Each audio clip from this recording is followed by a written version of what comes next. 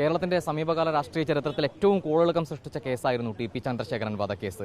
ആ കേസിലാണ് ഇപ്പോൾ വിചാരണ കോടതി വിധിയിലുണ്ടായ അപ്പീലുകളിൽ ഹൈക്കോടതി വിധി പറഞ്ഞിരിക്കുന്നത്. നമ്മളോടൊപ്പം ചേരുന്നത് ടി പി ചന്ദ്രശേഖരന്റെ ഭാര്യയും MLA-യുമായ KK രമയാണ്. ഇപ്പോൾ വിധിയെ എങ്ങനെ നോക്കിക്കാണും? വളരെ സന്തോഷമുണ്ട്, ആശ്വാസമുണ്ട്. ഒരു നല്ല വിധിയാണ് ഇപ്പോൾ കോടതിയുടെ ഭാഗത്തുനിന്ന് ഉണ്ടായിരിക്കുന്നത്. എൻ്റെ അപേക്ഷയും കോടതിയിൽ കൊടുത്തിരിക്കുന്നത് വിട്ടുപോയ പ്രതികളെ ശിക്ഷിക്കണം എന്നുള്ളതായിരുന്നു. അതിൽ 2 പേരെ കൂടി പ്രതിയാണെന്ന് കോടതി കണ്ടെത്തുകയും അവരുടെ ശിക്ഷ 26-ാം തീയതി അവരെ കോടതി വിളിപ്പിച്ചിട്ടുണ്ട്. അന്ന് വിധി പ്രഖ്യാപിക്കുമെന്നാണ് പ്രതീക്ഷിക്കുന്നത്. അപ്പോൾ അങ്ങനെ 2 പേരെയും കൂടി അഡീഷണലായിട്ട് വന്നപ്പോൾ CPM-ന്റെ പങ്ക് വളരെ വ്യക്തമായിട്ട് ഒന്നുകൂടി വരികയാണ്. ഈ 2 പ്രതികൾ, ഒന്ന് KK കൃഷ്ണൻ, CPM-ന്റെ ഒഞ്ചിയം ഏരിയ കമ്മിറ്റി മെമ്പർ, മറ്റൊന്ന് local committee member Jyothi Babu. ഈ 2 പേരും പ്രധാന നേതാക്കളാണ്. KK കൃഷ്ണനാണ് ചന്ദ്രശേഖരന്റെ തല തെങ്ങിൻ പൂക്കുല പോലെ ചിതറിത്തെറിക്കും എന്ന് പ്രസംഗിച്ച ആളാണ്. അതുപോലെ തന്നെയാണ് ചന്ദ്രശേഖരനെ കൊല ചെയ്തത്. അതുകൊണ്ട് അത് പാർട്ടി ആലോചിച്ചിട്ടാണ്. അപ്പോൾ ഏരിയ കമ്മിറ്റി മെമ്പറൊക്കെ ഇതിനകത്ത് വീണ്ടും പ്രതിയാകുമ്പോൾ അവർ ഉണ്ട് എന്ന് പറയുമ്പോൾ CPM-ന്റെ പങ്ക് ഒന്നുകൂടി ശക്തമായിട്ട് വരികയാണ്. അവിടെ നിൽക്കുന്നില്ല, അതിന് മുകളിലേക്ക് ഇതുണ്ട്. അപ്പോൾ P. മോഹനിലേക്കും അതുപോലെ തന്നെ അതിൻ്റെ മാസ്റ്റർ ബ്രെയിനിലേക്ക് കേസ് എത്തണമെന്നതാണ്.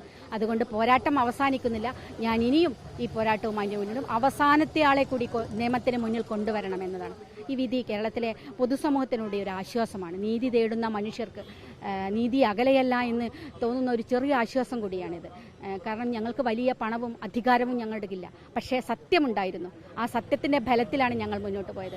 ആ സത്യം ജയിച്ചു. വളരെ ശക്തമായ പ്രോസിക്യൂഷൻ ആയിരുന്നു ഞങ്ങളുടെ ഭാഗത്തുണ്ട്. Advocate Kumarankutty, advocate S. Rajeev, advocate Safal, 3 പേരും. ഇതുപോലെ ഒരു അപ്പീൽ വിചാരണ ഉണ്ടായിരുന്നു തോന്നുന്നില്ല. ഏകദേശം 5 മാസമാണ് കേസ് പോയത്.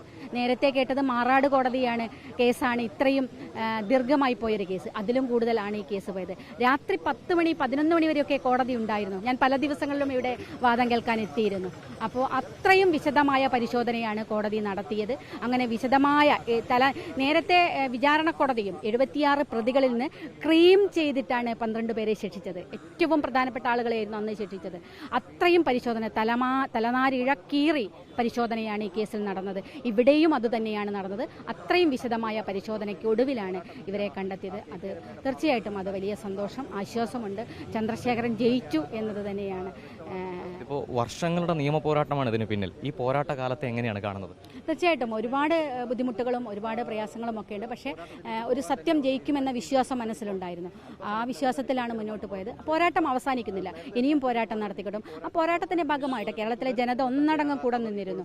കേരളത്തിലെ വടകരയിലെ ജനത തീർച്ചയായിട്ടും ഈ കേസ് കോടതി എതിരെ നിന്നാൽ പോലും ജനങ്ങൾ വിധി എഴുതിയിരുന്നു. അതുകൊണ്ടാണ് ഞാൻ നിയമസഭയിൽ പോലും എത്തിയത്. ഈ കേസിന് ചന്ദ്രശേഖരനെ കൊല ചെയ്തതിനുള്ള ഒരു പ്രതികാരമായിരുന്നു അവിടുത്തെ ജനത നടത്തിയത്. അതിനുശേഷം നടന്ന തെരഞ്ഞെടുപ്പിൽ മുഴുവൻ CPM പരാജയപ്പെട്ടതിന്റെ കാരണം ഇതുതന്നെയായിരുന്നു. അപ്പോൾ ജനങ്ങൾ നേരത്തെ വിധി എഴുതിയിട്ടുണ്ട്. പക്ഷേ ഇത് നീതിന്യായത്തിന്റെ വിധി കൂടി വന്നപ്പോൾ കീഴ്ക്കോടതിയിൽ നേരത്തെ വിധിയുണ്ടായി, ഇപ്പോൾ ഹൈക്കോടതിയിലും മേൽക്കോടതി, അതാണ് ഏറ്റവും പ്രധാനം, അപ്പീൽ കോടതി വിധിച്ചു എന്ന് പറയുന്നത് ചെറുതല്ല. അത് വളരെ ഇതുണ്ട്. തീർച്ചയായിട്ടും ഇനിയും മുന്നോട്ട് പോകും.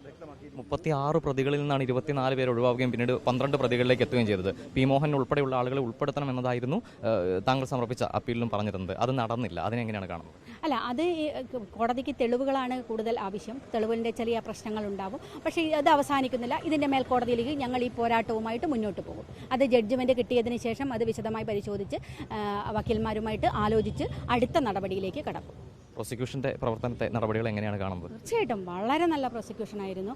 അവരുടെ ശക്തമായ ഇടപെടൽ. കാരണം വെച്ചാൽ അതാ ഞാൻ പറയും, ഞങ്ങൾക്ക് അധികാരവും പണവുമില്ല, പക്ഷേ ഞങ്ങളുടെ കയ്യിൽ ആ ഒരു സത്യമുണ്ടായിരുന്നു എന്നുള്ളതാണ്. പ്രോസിക്യൂഷൻ അത്തരം നല്ല രൂപത്തിലാണ് ഈ കേസിനെ കൊണ്ടുപോയത്.